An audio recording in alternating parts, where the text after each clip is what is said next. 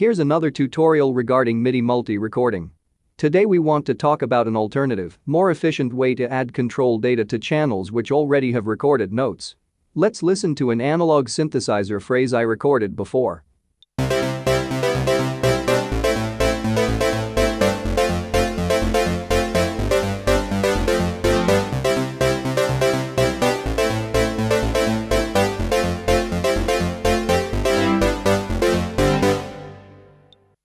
First, let's copy that phrase to another 8 bars.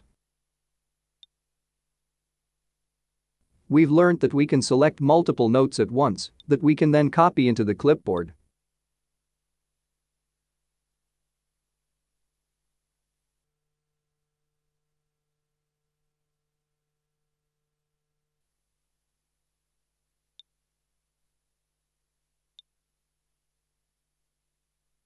We have to paste it exactly after the 8th bar, so I go for the first beat of bar 9.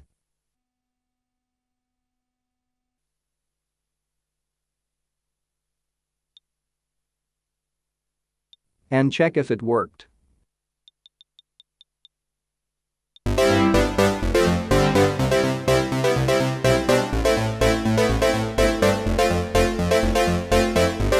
What we want to do now is to gradually change the release time and also the reverb send level. To insert these control MIDI events, we have the opportunity to record it in real time to another empty channel.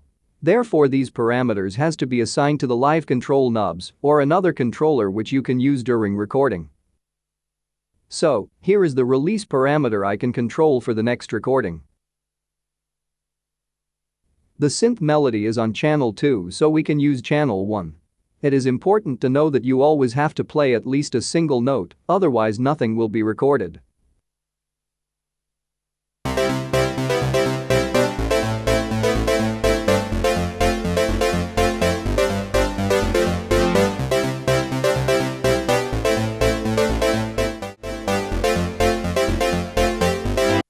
For the next step, we basically have to merge the data of channel 1 and 2. We could do a copy and paste in the step edit window, but for the first time there is a faster option. Just let's have a quick look in channel 1. Here are the release time events. And also the single note we triggered the recording with. We don't need it anymore. To merge our channels, we will now execute the mix function. As a result, the notes from channel 2 are now in channel 1 also, but control data have not been copied, which is okay in this case. Before we listen, we mute channel 2. Because we don't want to hear everything twice.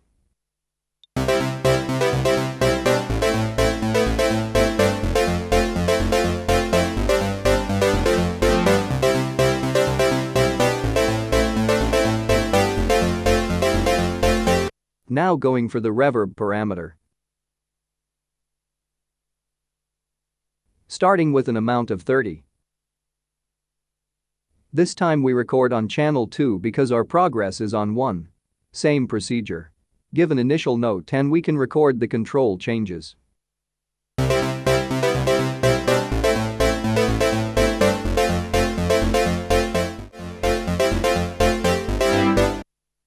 To apply the data to our notes, we cannot use the mix function again, otherwise we would lose some control data. Instead, we call up the step edit window and copy the events across channels. The reverb sends are in channel 2. Removing the trigger note. Make sure to choose the correct insert position when paste from the clipboard, so memorize the position of the first entry of your selection range. Here it was the 3rd beat.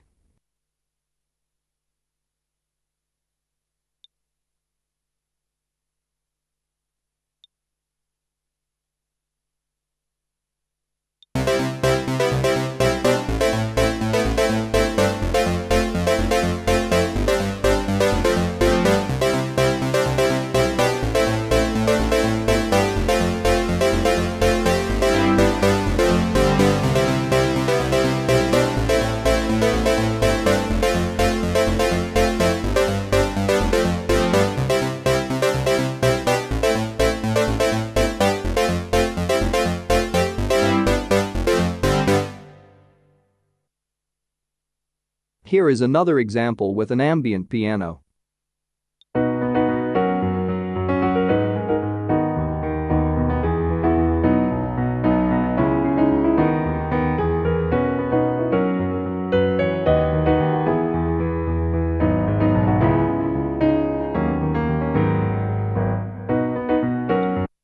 Let's apply insertion effect depth.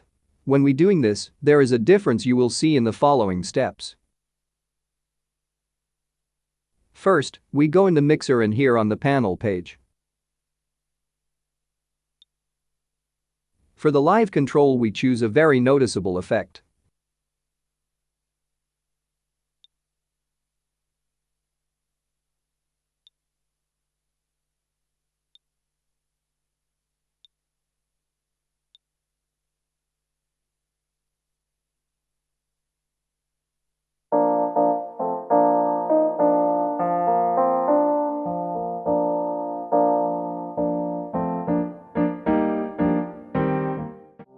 We want the melody phrase start with very high depth of it. Then gradually decrease it so that the piano will sound clear at the end. Pick an empty channel and start recording as before.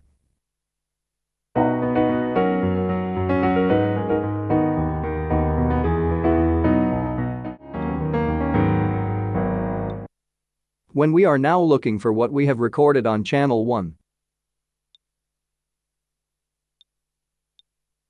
we could assume there went something wrong. But it isn't. What we have recorded are the so-called system-exclusive commands for which there is a separate channel. Here you can see lots of them, and it is not necessary to find out which is the insertion effect depth.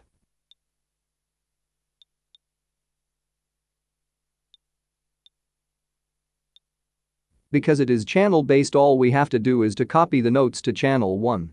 Therefore we have a copy function. We want copy from the second channel to the first channel. So we set the second as source and the first as destination. Execute and have a listen.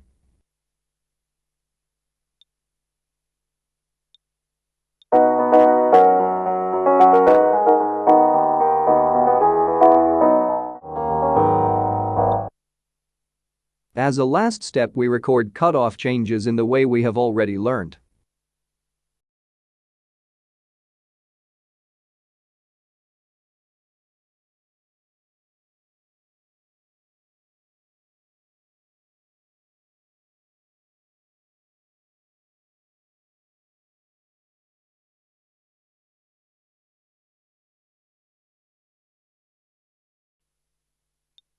Here is the final result.